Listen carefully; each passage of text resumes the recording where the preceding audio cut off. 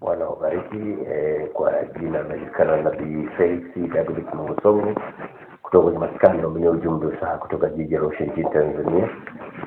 Leo tarehe 2 ya mwezi wa 8 mwaka 2026 niko hapa kwa ajili ya kufanya marejeo nabii ambao mama wa shule Yesu aliutoa ilikuwa tarehe 20 ya mwezi wa 6 mwaka 2026. Na huu nabii ulikuwa ni maalum kuhusu Chama cha Mapinduzi kwa maana ya CCM katika nchi ya Tanzania, chama kinachotawala Tanzania katika mikoto ile ya nabii. Mama wa shule Yesu alieleza wazi kwamba ilionekana kwamba kuna dalili kama vile kuonekana kama vile mipango ya siri kwa ajili ya kuingia kwenye vinyang'anyiro kuelekea katika mwaka ule wa 2030 kwa maana ya uchaguzi, kiasi ambacho inapelekea kama kutengeneza mianya au njia mbalimbali zinazoweza kudhoofisha utendaji wa serikali. Kwa mama wa shule Yesu alieleza kwamba alitoa unabii kwamba Chama cha Mapinduzi kilionekana kimefanya mkutano wake wa siri na matokeo mwisho yalikuja na mabadiliko makubwa katika nafasi za uongozi kwa maana katika Chama cha Mapinduzi, na hii ilienda sambamba pia katika unabii ule badiliko katika safu za uongozi katika serikali katika kutoa kinabii. Mambo wa shauri Yesu alitoa neno zile, na hapa naweza kutumia wakati huu mwema kabisa kwamba unabii ule umetimizwa katika anwani hizi mashauri. Lakini nieleze tena ule unabii ule utaendelea kubaki salama, kutakuwa na mageuzi makubwa yataendelea ambapo Mungu mkuu Yesu alikwisha kusema katika mtoto wake nabii. Kwa hiyo niko hapa kufanya marejeo haya, tutaunganisha na unabii ule ili watu waweze kuelewa kwamba mama wa shauri Yesu alitangulia kuyasema haya katika anwani zake mashauri. Lakini pia niweze kufanya marejeo haya kwamba tutaweka pia na tukio kwa maana ile tangazo linaweza kushabiana na unabii ule, lakini nizidi kueleza hapa kwamba kuna mambo mengi makubwa yanakuja kwa ajili ya kufanya mabadiliko na kubadilisha safu mbalimbali, kwa sababu kuna mpango ambao hauwezi kuleta tija katika mwendelezo katika mageuzi ambayo yatakayofanyika sasa hivi. Kwa mama wa shauri Yesu anatoa anwani hizi mashauri. Kwa hiyo ni walike watu wote kufuatilia ujumbe wa neno kanisa kupitia mtandao wetu wa YouTube wa Felix Mongosongo. Utaona maajabu makubwa ya ujumbe wa neno kanisa, na ujumbe zetu zinatoka mtindo wa series. Fuatilia series ya kwanza mpaka series ya mwisho kwa kila ujumbe, na jumbe hizi usitumie akili yako kwa sababu ya theolojia. Jumbe hizi ni jumbe za kinabii. Unapaswa kumuuliza Roho wa Bwana ambaye anazungumza baraka kama ya Yesu uweze kupata mikuto ya kinabii. Tubu dhambi, kwa mambo ya shauri Yesu anarudi moja hapo siku hizi.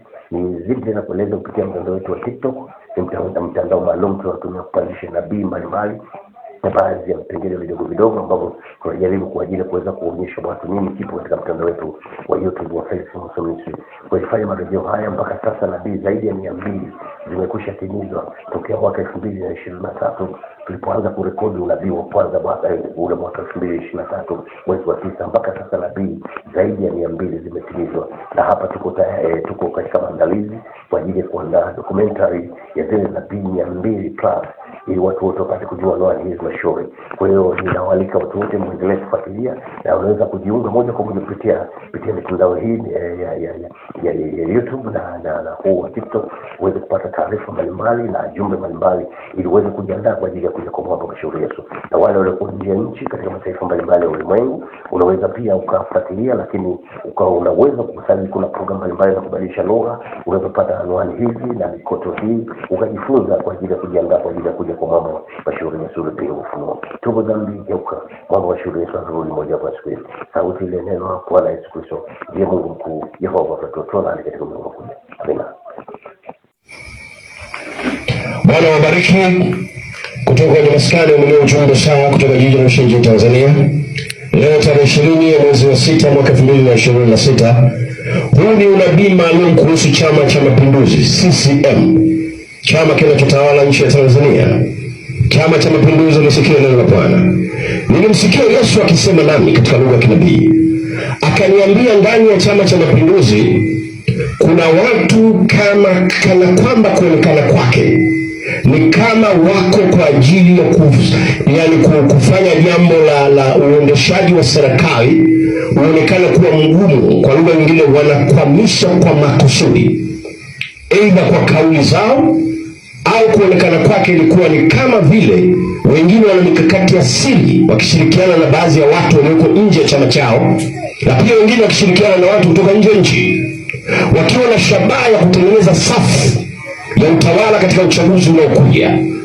Na hii inaenda sambamba na baadhi ya viongozi wa serikali, wanasiasa walioteuliwa kwenye nafasi mbalimbali Naliona Bwana akinionyesha katika ono la kinabii kama vile kuonekana wengine wanatumia nafasi hizo, badala kuwepo mmoja kati ya watu wanaotumia nafasi hiyo kutatua matatizo yaliyoko mbele ndani ya serikali au matatizo yaliyoko ndani ya nchi.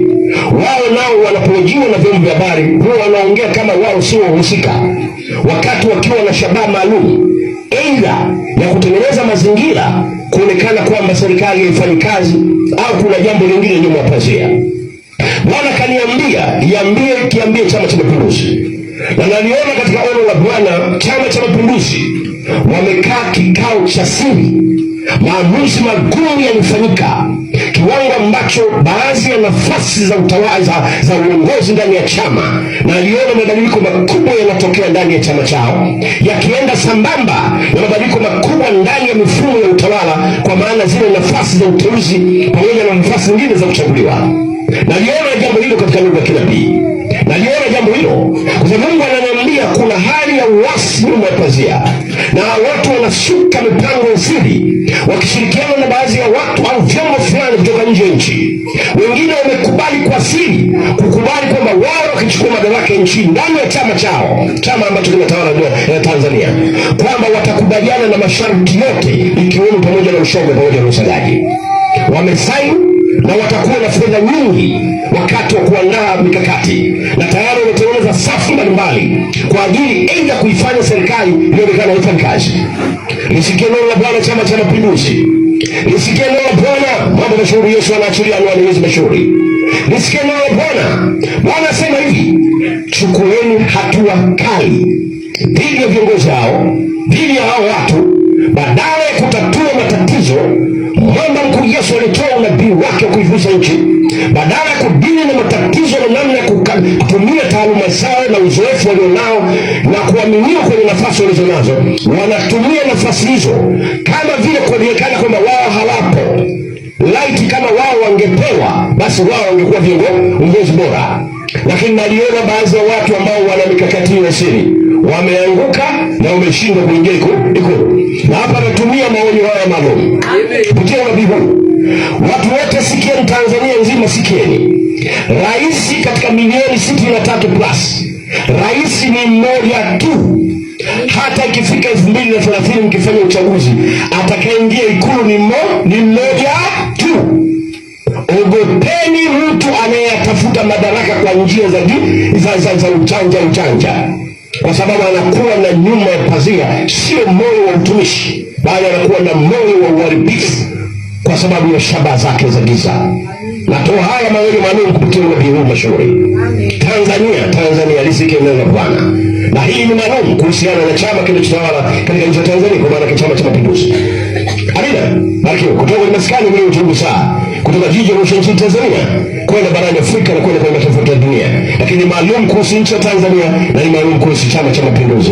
Bwana anawabariki. Mshangilie Bwana mashauri Yesu. Sasa katika kikao cha halmashauri kuu tumekuwa na ajenda kadhaa. Ajenda ya kwanza, tumezungumza maandalizi ya uchaguzi mkuu wa Chama cha Mapinduzi pamoja na jumuiya zake ambao utafanyika mwaka 2027.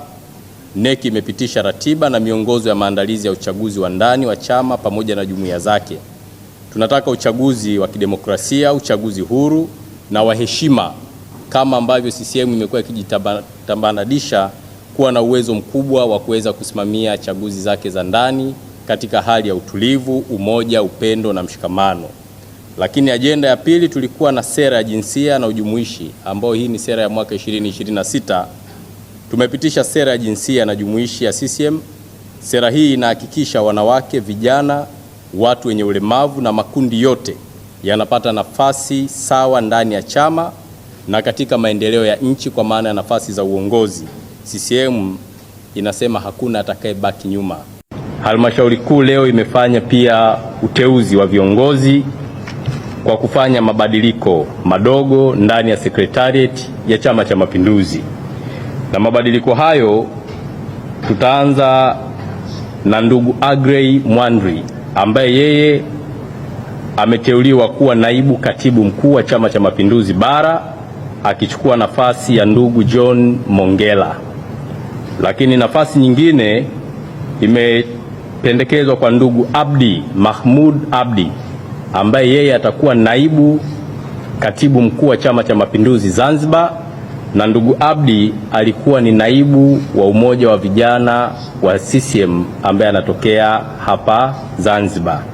Lakini nafasi nyingine ameteuliwa ndugu Paul Chacha, huyu ni mkuu wa mkoa wa Tabora ambaye amechukua nafasi ya idara ya organization ambayo ilikuwa inashikiliwa na ndugu Isa Usi Gavu. Lakini sambamba na hilo ameteuliwa tena ndugu Jamal Kasim ambaye amechukua nafasi ya uchumi, ambaye amechukua nafasi ya ndugu Raila Burhani Ngozi ambaye yeye alipata uteuzi wa kuwa mkuu wa wilaya hapa Zanzibar. Lakini wajumbe wengine wa secretariat kwa maana ya katibu wa NEC itikadi, uenezi na mafunzo, ndugu Kenan Laban Kihongosi anaendelea na nafasi, lakini ndugu Rabia Hamid ambaye anaongoza idara ya Suki anaendelea na nafasi, lakini pia katibu mkuu wa Chama cha Mapinduzi ndugu Asha Rose Migiro anaendelea nafasi ya kuwa katibu mkuu wa Chama cha Mapinduzi.